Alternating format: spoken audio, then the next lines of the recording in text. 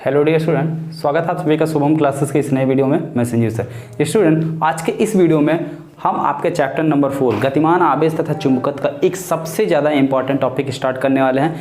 किसी वृत्ताकार, ठीक है, वृत्ताकार धारावाहिक कुंडली के कारण चुंबकीय क्षेत्र, ठीक है, magnetic field due to circular current carrying coil. इसमें आपके दो केसेस हैं, एक कुंडली के केंद्र पर और दूसरा जो है कुंडली के अक्ष पर, ठीक है। तो इसमें दो केसेस है और ज़्यादातर बोर्ड एग्जाम में जो पूछा जाता है वो कुंडली के अक्ष पर पूछा जाता है, ठीक है। और बहुत ही आसान है, बहुत ही सिंपल है। अगर आप इसको शुरू से लेकर लास्ट तक देखेंगे तो एक एक चीज़ आपके दिमाग में बिल्कुल फिट हो जाएगा और आप आसानी से कैलकुलेट करते चले जाएंगे। और इसमें जो मैग्नेटिक फील्ड यानी कि चुंबकीय क्षेत्र निकालना है वो आपका निकालना है बायो-सेवर्ट के नियम के अकॉर्डिंग, ठीक है। इसमें बायो-सेवर्ट का नियम अप्लाई करना है और उसी को जो है हमें क्या करना है, प्रोसीड करना है। तो देखिए कैसे इसको यहाँ पे अप्लाई किया जाता है। इसीलिए बायो-सेवर्ट का नियम मैंने आपको पहले पढ़ाया और बोला भी था कि आप लोग इसको जो है अच्छे से पढ़ लीजिएगा, ठीक है। चलिए ध्यान से देखिए। जैसे मान लीजिए सबसे पहले तो हम निकालते हैं इसके केंद्र पर, ठीक है, कुंडली के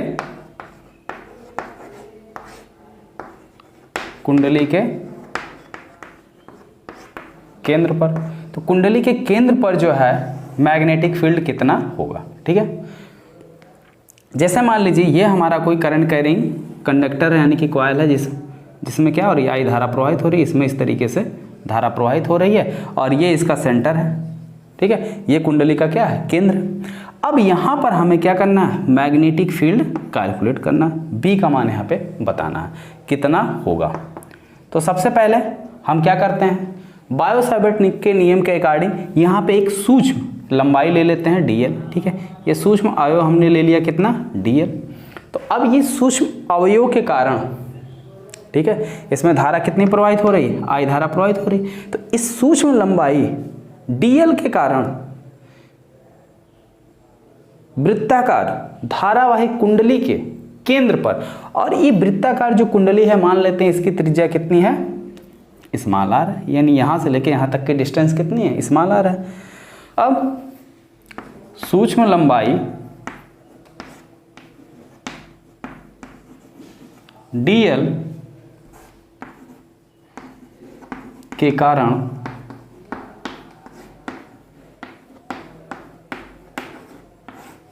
कुंडली के केंद्र पर चुंबकीय क्षेत्र। तो चुंबकीय क्षेत्र कितना हो जाएगा, अब देखो ये हमारी लंबाई क्या है, dl लंबाई। तो इसके कारण जो चुंबकीय क्षेत्र उत्पन्न होगा वो भी स्मॉल ही होगा, dv इक्वल टू, ठीक है, चुंबकीय क्षेत्र बायो-सेवर्ट के नियम के आधार पर, बायो-सेवर्ट के नियम के आधार पर। तो क्या हो जाएगा, dv equal to I D या mu naught upon 4 pi I D L sine theta बटे में आर स्क्वायर, समीकरण नंबर 1, ठीक है। अब ध्यान से देखना है कि यहाँ पे थीटा का मान कितना है। तो अगर कोई भी वृत्त होगा, ठीक है, कोई भी वृत्त है, तो अगर वृत्त से परिधि पर कोई भी रेखा खींची जाती है तो वो हमेशा क्या होती है, लंब होती है, ठीक है। क्या होती है, लंब होती है। तो यानी इस पर अगर हम कोई स्पर्श रेखा खींचते हैं और ये जो है आपकी परिधि है, सॉरी त्रिज्या, तो यहाँ पे जो कोण बनेगा हमेशा कितना कोण बनेगा, 90 डिग्री। तो यानी कि जो सूक्ष्म लंबाई dl है और जो आपकी त्रिज्या r है, इसके बीच अगर देखा जाए तो थीटा बराबर कितना आएगा, थीटा बराबर यहाँ पे कितना है, 90 डिग्री। तो साइन 90 का मान कितना होगा बच्चों, dv equal to mu naught upon 4 pi I dl और साइन 90 की वैल्यू हो जाएगी 1, ठीक है, बटे आर स्क्वायर। तो फिर क्या मिलेगा हमको, dv equal to mu naught upon 4 pi I D L बटे आर स्क्वायर। ये हो गया आपका समीकरण नंबर 2, ठीक है। इसकी वैल्यू कितनी हो जाएगी, इसकी वैल्यू हो जाएगी 1। ठीक है, sin 90 का मान होता है 1। यहाँ तक समझ में आया, यहाँ तक कोई समस्या नहीं। हाँ, एक और चीज़, एक और इम्पॉर्टेंट चीज़ मैं आपको बता दूँ, शायद मैंने आपको जो है उस दिन बताया नहीं था। अनअकैडमी पे आपका पहले और दूसरे चैप्टर का, ठीक है, चैप्टर 1 एंड 2, ठीक है, इसका टेस्ट है। दोस्तों, अगर आप 2022 की बोर्ड परीक्षा में पेपर दोगे और अगर आप यूपी बोर्ड के स्टूडेंट हो तो आप सभी के लिए बहुत बड़ी गुड न्यूज़ है। अनअकैडमी जो इंडिया का सबसे नंबर 1 लर्निंग प्लेटफॉर्म है पूरे इंडिया का, अब यूपी बोर्ड स्टूडेंट की तैयारी कराने आ चुका है। अब अनअकैडमी पर आप क्लास 9 से 12 तक की यूपी बोर्ड के सभी सब्जेक्ट की तैयारी कर सकते हो। जितने भी स्टूडेंट देख रहे हैं मैं उनको बता दूं, अभी आप अनअकैडमी पर उत्तर प्रदेश बोर्ड के लिए फ्री क्लासेस चलाई जा रही हैं। और सबसे इंपॉर्टेंट बात है, यहाँ पर आप बिल्कुल फ्री में टेस्ट भी दे सकते हो, जिससे आप पता कर सकते हो कितने चैप्टर्स आपके तैयार हो चुके हैं। और ये हिंदी और इंग्लिश दोनों मीडियम स्टूडेंट के लिए आ चुका है। और सबसे इंपॉर्टेंट बात है, यहाँ पर आपके लिए स्पेशल बैच भी बनाया गया है, जिससे आप घर बैठे इंडिया के टॉप एजुकेटर द्वारा अपने सभी विषयों की तैयारी कर सकते हैं। तो जितने भी स्टूडेंट देख रहे हैं, आप अगर वहां पर कोई भी बैच ज्वाइन करते हो तो वहां पर शुभम UP10 ये कोड यूज करोगे तो आपके पूरे फीस से 10% डिस्काउंट आपको तुरंत मिल जाएगा। तो जितने भी स्टूडेंट देख रहे हैं, आज ही अनअकैडमी ऐप डाउनलोड करो, वहां पर उत्तर प्रदेश बोर्ड के सभी विषयों की तैयारी आप शुरू करो कल। ठीक है, इसका जो है टेस्ट है कल इस टाइम पर। ठीक है, अनअकैडमी पे चैप्टर 1 और चैप्टर 2 इन दोनों चैप्टर के टेस्ट है, क्योंकि अनअकैडमी पे भी आपके चैप्टर 1 और चैप्टर 2 दोनों कंप्लीट हो गया है। ठीक है, तो सभी लोग देखिए कि किसके कितने क्वेश्चन सही होते हैं या आपकी तैयारी कितनी है। तो टेस्ट में ज़रूर पार्टिसिपेट करना। समय जो है 10:30 बजे। यहाँ तक बात समझ में आ गई। ये चुंबकीय क्षेत्र किसके कारण है? इस सूक्ष्म लंबाई dl के कारण। तो इसी तरीके से अगर हम इस जो हमारी वृत्ताकार कुंडली है, इस वृत्ताकार कुंडली को ऐसे छोटे छोटे पार्टों में हम dl लंबाई में तोड़ दें और अलग अलग dl लंबाई के कारण चुंबकीय क्षेत्र निकालें तो इतना होगा। और फिर पूरी कुंडली के कारण अगर हम केंद्र पर चुंबकीय क्षेत्र निकालना चाहें तो फिर हमें क्या करना होगा? सबको सम करना होगा, सबको जोड़ना होगा। और इसी का शॉर्ट फॉर्म अगर हम देखें तो हम सीधे सीधे इसका क्या कर दें? समाकलन कर दें, इंटीग्रेशन कर दें। ठीक है, समाकलन, इन सभी जो छोटे छोटे आपके पार्ट हैं उसको सम कर लिया गया है। ठीक है, तो अब लिखते हैं कि पूरे वृत्ताकार कुंडली के कारण, ठीक है, उसके केंद्र पर चुंबकीय क्षेत्र की तीव्रता V = कितनी होगी। ठीक है, तो ये तो होगी सूक्ष्म लंबाई के कारण। यहां तक समझ में आ गया? बोलो। ठीक है, अब आगे देखो।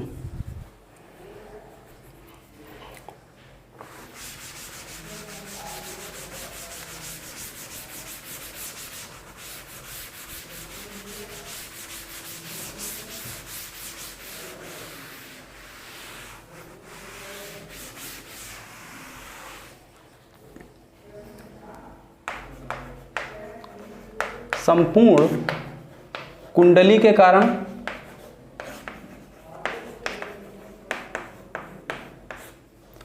कुंडली के केंद्र पर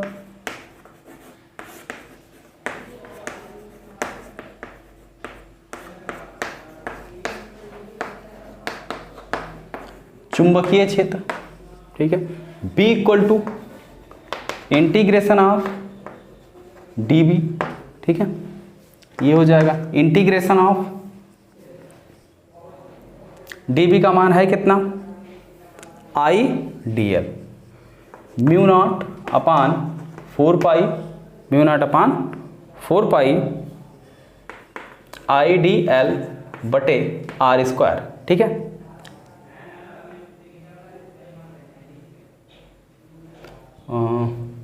इंटू d।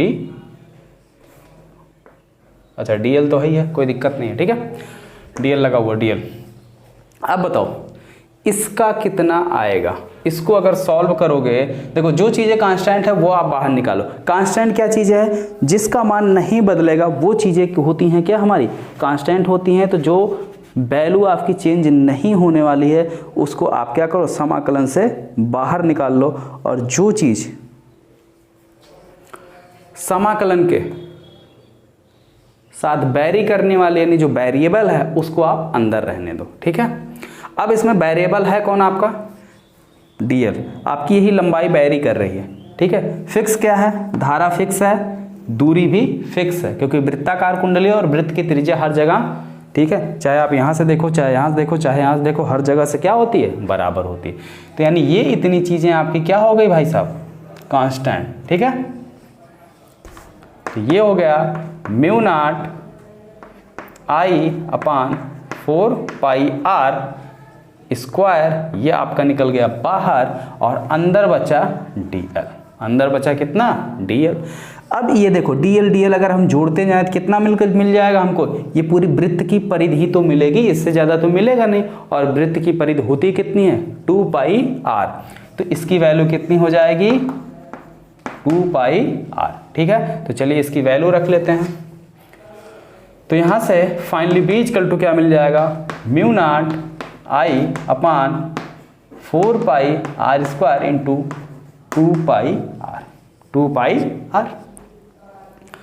कुछ चीजें कैंसिल होंगी, पाई से पाई कैंसिल होगा और एक आर से आपका एक आर कैंसिल होगा, 2 1 के 2, तो हमको मिला क्या फाइनली बी इक्वल टू मिल गया म्यू नॉट आई बटे यहाँ पे 2, ठीक है, आर, यही तो बचा, नीचे आपका 2 बच रहा है, एक आर बच रहा है, ऊपर म्यू नॉट आई, या इसको आपके बुक में थोड़ा सा अलग करके इस तरीके से लिख दिया गया है म्यू नॉट, ठीक है, अपान 2 इंटू आई बटे आर।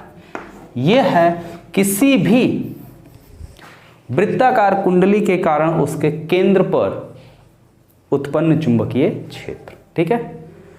वृत्ताकार कुंडली के कारण उसके केंद्र पर उत्पन्न चुंबकीय क्षेत्र है और इसका मात्रक क्या होगा, न्यूटन बटे एम्पियर मीटर, न्यूटन बटे एम्पियर मीटर, ये इसका मात्रक होगा।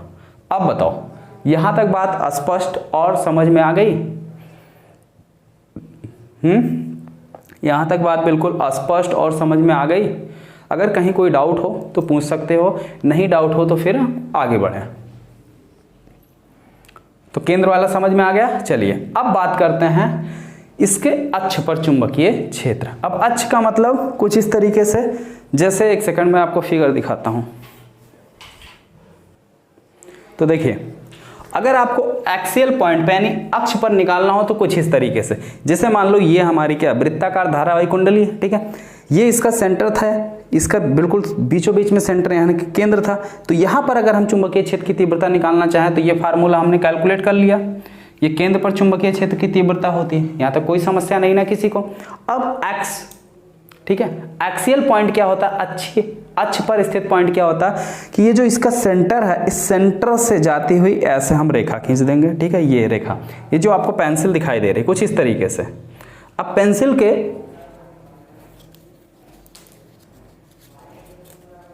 ठीक है, देखो ये पेंसिल क्या हो गई, इसकी एक्सिस हो गई, अक्ष हो गई। तो अब इस कुंडली में अगर हम धारा प्रवाहित कर रहे हैं तो इस कुंडली में धारा प्रवाहित होने के कारण इसके अगर किसी भी पॉइंट पर यहाँ कहीं पर अगर हम चुंबकीय क्षेत्र की तीव्रता निकालना चाहें तो ये क्या होगा, एक्सियल पॉइंट होगा, यानी अक्ष पर कहलाएगा। क्या कहलाएगा, अक्ष पर। तो बात एकदम क्लियर हो रही है कि अक्ष पर निकालने का मतलब कहाँ है, धारा इस कुंडली में यानी इसमें प्रवाहित हो रही है और अब हमें चुंबकीय क्षेत्र की तीव्रता निकालनी यहाँ पर। तो अब जो दूरी ली जाएगी यहाँ से यहाँ की, यहाँ से यहाँ की, बात समझ रहे हो। और ये जो यहाँ से यहाँ तक की दूरी है ये क्या है, सेंटर से दूरी है, और यहाँ से सेंटर की दूरी क्या कहलाएगी, त्रिज्या कहलाएगी। तो अब हम फिगर बना रहे हैं और कुछ इसी तरीके से होगा। यहाँ 2D पे आप लोग उसको देख लीजिएगा, इमेजिन कीजिएगा, ठीक है।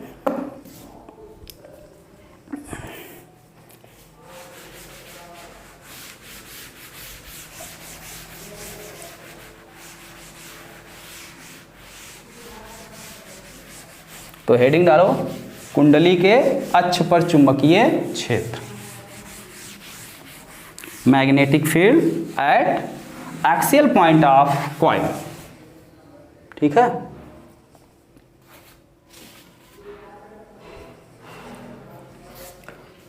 कुंडली के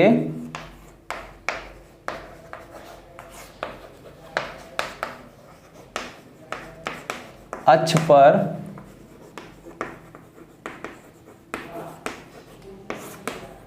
चुंबकीय क्षेत्र, यानी कि magnetic field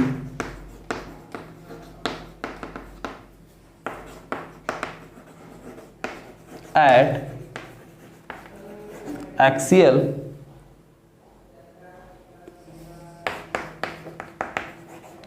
point of coil.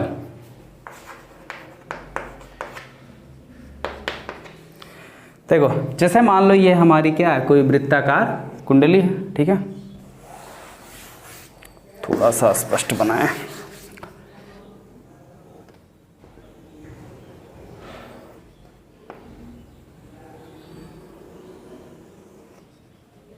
चलो जैसे भी बना सही बना, ठीक है।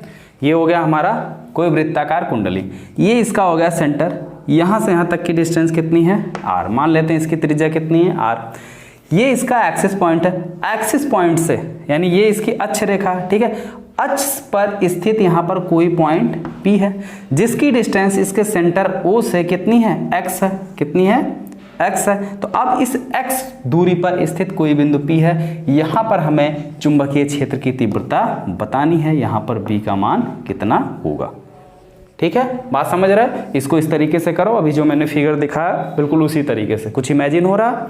तो अब देखो कैसे निकलेगा, फिर अप्लाई करेंगे यहाँ पे बायो सेवर्ट का नियम। हम एक यहाँ पे सूक्ष्म लंबाई ले लेते हैं dl, ये हमने ले लिया सूक्ष्म लंबाई dl, ठीक है। मान लेते हैं यहां से इसकी डिस्टेंस कितनी है, स्मॉल r, कितनी मान लिया, स्मॉल r, ठीक है। ये इसकी दूरी हो गई यहां से परिधि से, ठीक है। परिधि पे जो हमने लिया है सूक्ष्म लंबाई dl, तो सूक्ष्म लंबाई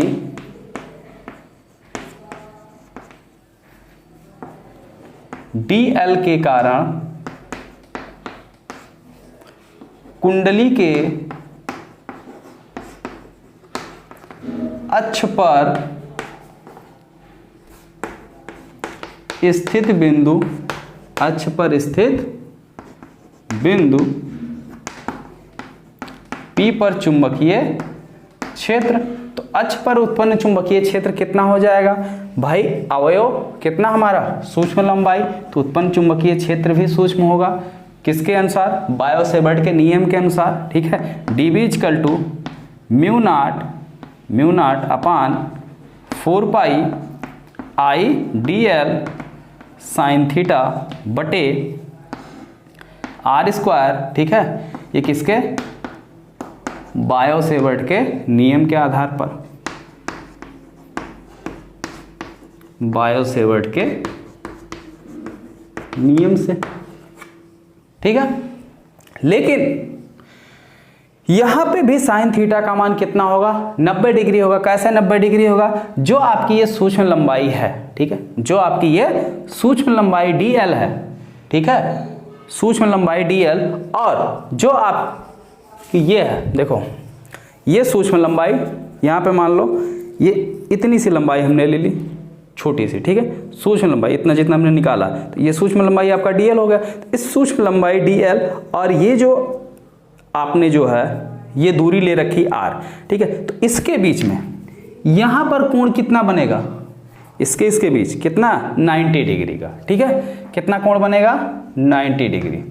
अब देखिए ये 3D होता तो और क्लियर होता, लेकिन यहाँ पे 2D स्ट्रक्चर है, तो उतना जो है बस हम दिखा सकते हैं और आपको इमेजिन करना पड़ेगा, ठीक है। मैं कोशिश पूरी कर रहा हूँ कि आपको पूरा समझ में आ जाए, आपको पूरा दिख भी जाए कि 90 डिग्री हो रहा है, ठीक है। जैसे मान लो ये पूरा कुंडली है, इससे अगर हम यहाँ पे ऐसे कोई चीज़ रखें तो देखो इसके और ये जो रख रहे हैं चाक, इसके बीच में कितने इसका कोण बन रहा है, 90 डिग्री ना, तो वही एंगल यहाँ पर है 90 डिग्री। तो कितना हो जाएगा, थीटा बराबर यहाँ कितना है, 90 डिग्री है, तो dB बराबर कितना हो जाएगा, mu naught upon 4 pi I dl sign 90, direct लिख दे रहा हूँ, साइन 90 का मान हो जाएगा 1, तो ये बचेगा r²। ये आप बना लो इसको समीकरण नंबर 1, ठीक है। अब देखो जो इसकी दिशा होगी वो इस डायरेक्शन में होगी, ठीक है, इसकी दिशा क्या होगी, इस डायरेक्शन में होगी, और हमें चाहिए इस डायरेक्शन में, किस डायरेक्शन में चाहिए, इस डायरेक्शन में। तो इसको दो कंपोनेंट में क्या करो, तोड़ दो, इसको क्या कर दो, दो घटकों में वियोजित कर दो, इधर एंगल आपका हो जाएगा थीटा।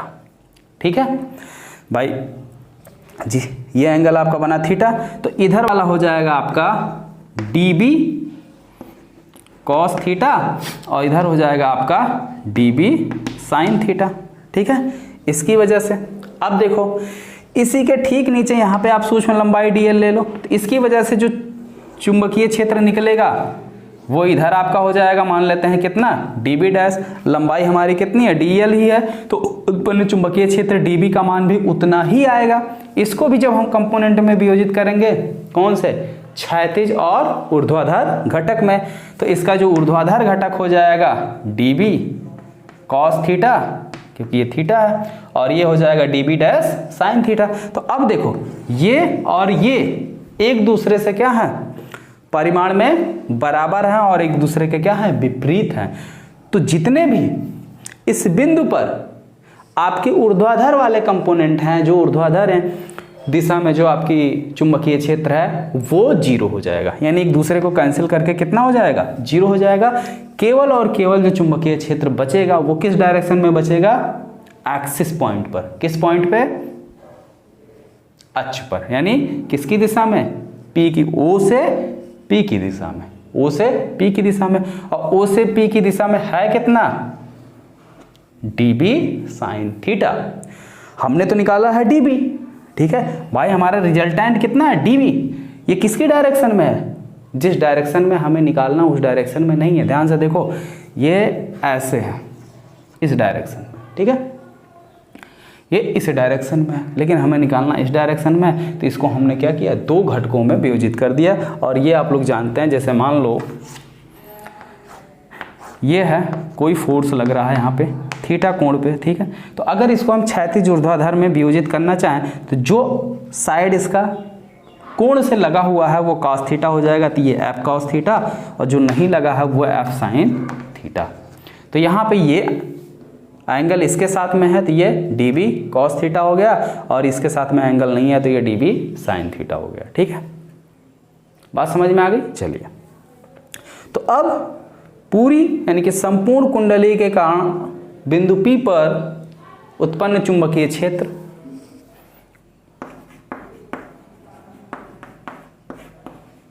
संपूर्ण कुंडली के कारण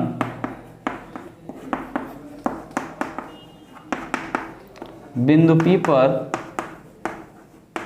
उत्पन्न चुंबकीय क्षेत्र B equal to integration of dB sine theta. D equal to क्या हो, B इक्वल टू क्या हो जाएगा, integration of dB sine theta, क्योंकि क्या मिल रहा हमको, केवल और केवल dB साइन थीटा मिल रहा। इसी तरीके से आप अगर dl लंबाई यहाँ लेंगे तो एक dl लंबाई यहाँ ले ली, तो इसकी वजह से जो चुंबकीय क्षेत्र की तीव्रता ऊर्ध्वाधर यानी इस बिंदु P के चारों ओर होगा वो फिर इसी तरीके से कैंसिल हो जाएगा, तो यानी इसके चारों ओर जो मिलने वाला चुंबकीय क्षेत्र वो कैंसिल हो जाएगा, केवल हमें मिलेगा अक्ष के अनुदिश। किसके, अक्ष के अनुदिश। ठीक है, बात समझ में आई। तो ये हो गया। अब यहाँ पे आप क्या करना, dB की वैल्यू रख लो और इसको सॉल्व कर लो, फटाफट आपका आंसर आ गया। बोलो, यहाँ तक समझ में आ गया ना, कोई समस्या नहीं है। एक और इम्पॉर्टेंट बात, अगर कहीं कोई समस्या नज़र आ रही है तो वीडियो जैसा ही खत्म होता है उसको एक बार फिर से समझो या बैक करके समझो, ठीक है, तुरंत समझ में आ जाएगा। और फिर भी नहीं आता है तो आप आराम से पूछ सकते हैं कमेंट सेक्शन में कमेंट्स करके, नेक्स्ट डे जो है आपका क्लियर कर दिया जाएगा। तो V equal to integration dB का मान है कितना, mu naught upon 4 pi I dl sine theta बटे यहाँ पे आर स्क्वायर, ये तो dB का मान है, साइन थीटा इसके साथ में। यहाँ से देखो साइन थीटा बराबर क्या होता है, साइन थीटा बराबर होता है लंब बटे कर्ण। तो ये आपका 90 डिग्री है, ठीक है, कर्ण आपका हो गया r और लंब कौन सा हो गया, ये लंब, ठीक है। तो साइन थीटा बराबर हो जाएगा हमारा लंब बटे कर्ण, ठीक है। तो साइन थीटा बराबर लंब है कितना, कैपिटल R, कर्ण कितना है, स्मॉल r, ठीक है। तो इसकी जगह हम ये रख देते हैं। तो जो integration mu naught upon 4 pi IDL R square into capital R by small r। तो अब जो चीज़ें कांस्टेंट है उसको आप फटाक से बाहर निकाल लो, ठीक है। जो चीज़ कांस्टेंट है उसको बाहर निकाल लो, जो वेरिएबल है उसके अंदर ही छोड़ दो।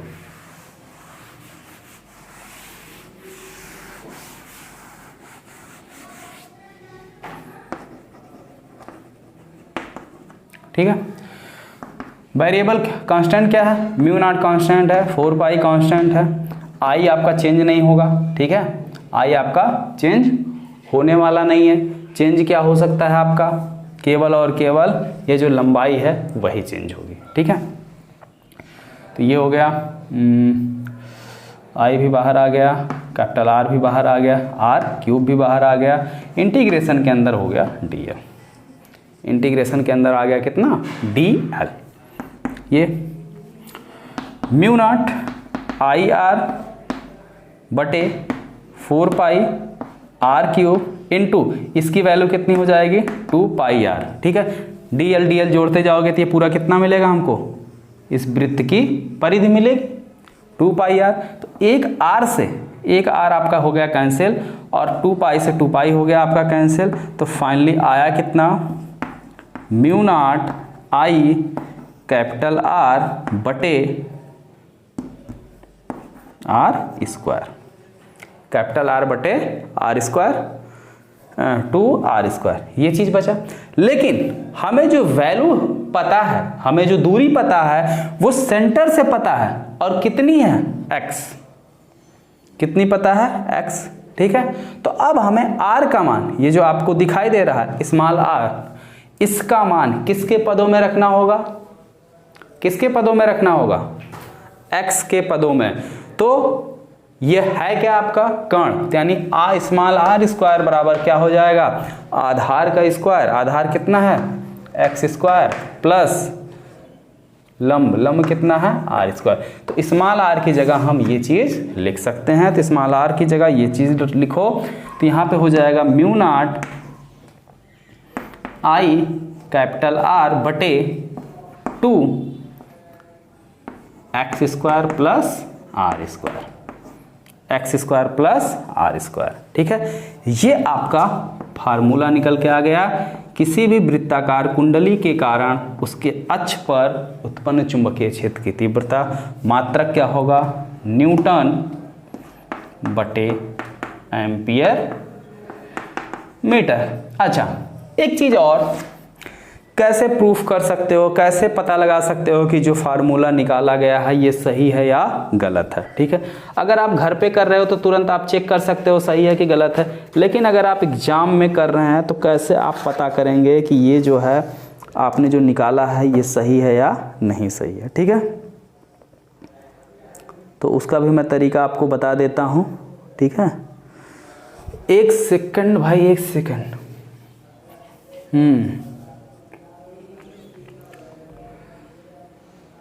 यहां पे देखो, यहां पे थोड़ी सी गलती हुई है, इसको आप लोग करेक्ट करो।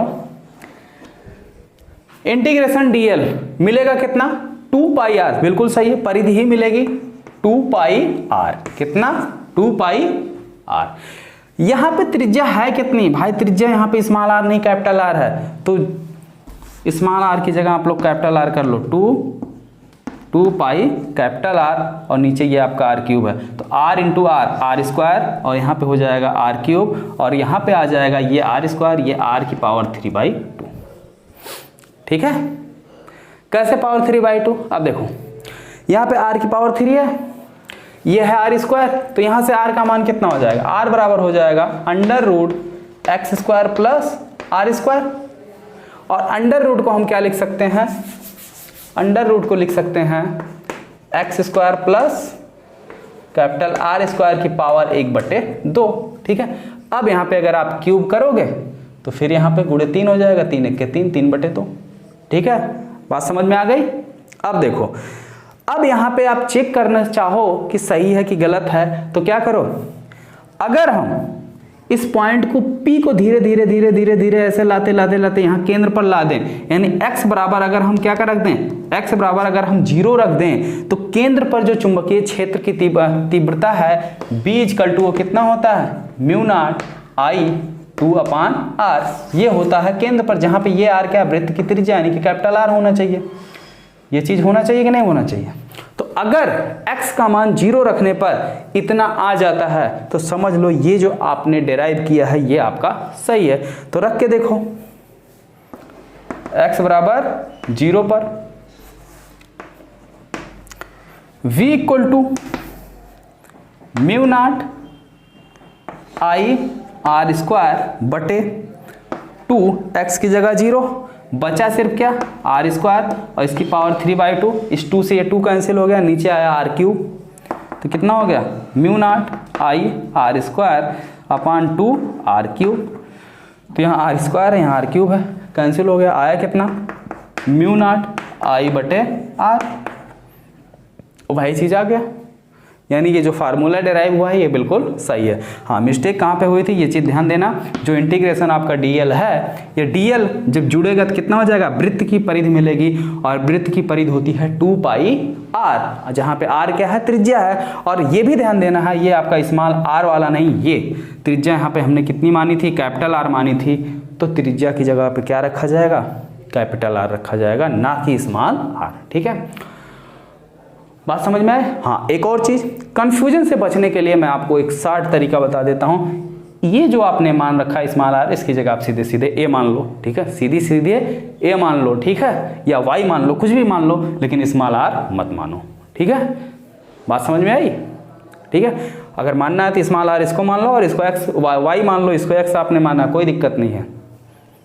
लेकिन अगर इस तरीके से कैपिटल R और स्मॉल r मानते हो तो थोड़ा ध्यान देना होगा, मेरी तरह जो है इस तरीके से आप लोग भी मिस्टेक कर सकते हैं। ठीक है, तो आप लोग जो है ध्यान दीजिएगा यहाँ पे इस स्टेप पर। बाकी यहाँ तक किसी को कोई समस्या है, कहीं किसी को कोई डाउट हो? और एक चीज़, जितने भी बच्चे वीडियो को लाइव देख रहे हैं सभी लोग वीडियो को लाइक कर दीजिए, और अगर आप चैनल पर नए हो तो चैनल को सब्सक्राइब करके बेल आइकन का बटन प्रेस कर लें, जिससे हमारी आने वाली हर एक नए वीडियो का नोटिफिकेशन आपको मिलता रहे। ओके स्टूडेंट, यहाँ तक बात बिल्कुल क्लियर है, सबको समझ में आ गया। इसको प्रैक्टिस कर लेना घर पर भी, टॉपिक बहुत ही इंपॉर्टेंट है। और कल आप सभी लोग टेस्ट के लिए जो है रेडी रहना, और खुद को देखो, खुद को जांचो और परखो, देखो कितने क्वेश्चन आप सही कर पाते हो। अप्रॉक्सीमेट 25 से 30 क्वेश्चन जो है मैं बहुविकल्पीय के आपके होंगे। ठीक है, जो कि चैप्टर नंबर 1 और चैप्टर नंबर 2 दोनों के मिक्सअप होंगे, चैप्टर 1 और 2 के दोनों को मिला के क्वेश्चन बनेंगे, और पूरे 1 घंटे में जो आप उसको सॉल्व कर पाएंगे। ठीक है, पूरे 1 घंटे में ही होगा वो, आपको रिजल्ट भी तुरंत पता ही चली जाएगा। वो तो आपको पता ही है कि लीडर बोर्ड तुरंत जो है आपको बता देता है कि आपके कितने क्वेश्चन सही हुए, कितने क्वेश्चन गलत हुए। ठीक है, तो सभी लोग एक बार रिवाइज कर लेना चैप्टर को, या उसमें जितने भी बहुविकल्पीय प्रश्न हैं उन सबको अच्छे से पढ़ लेना। ठीक है, जितने भी हमने आपको यूनिट, मात्रक, ये सारी चीज़ें बताए हैं उसको एक बार आप लोग हल्का सा रिवाइज कर लेना। और हम चाहते हैं कि आप लोग टेस्ट में 100 में 100 स्कोर करें, कोई भी क्वेश्चन आपका गलत ना हो। ओके स्टूडेंट, तो मिलते हैं फिर नेक्स्ट वीडियो में।